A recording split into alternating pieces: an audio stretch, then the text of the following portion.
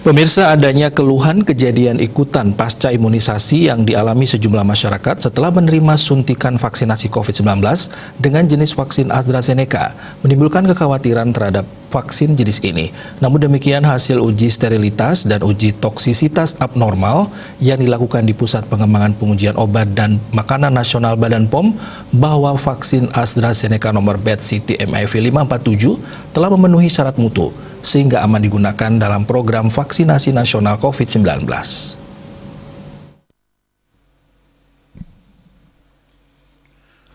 Ahli Virologi dan Molekuler Biologi Universitas Udayana, Profesor I Gusti Ngurah Mardike mengatakan, walaupun vaksin jenis AstraZeneca tetap digunakan, ia berharap ada protokol yang ketat diterapkan pasca vaksinasi.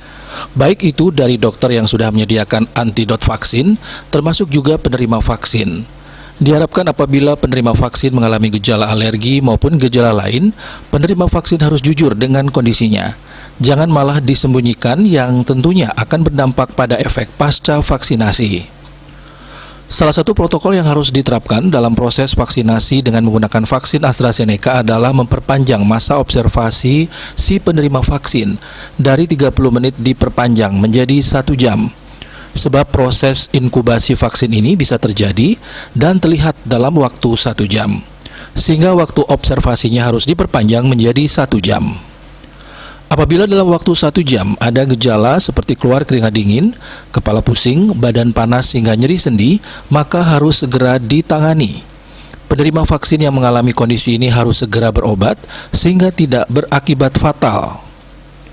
Vaksin COVID-19 selama ini diakuinya sudah berkontribusi langsung dalam penurunan kasus seperti di Amerika dan Inggris.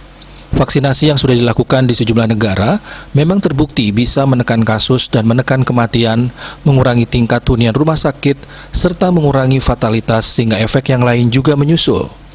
Pihaknya juga menyampaikan vaksin COVID-19 yang ada saat ini masih efektif untuk varian baru ini.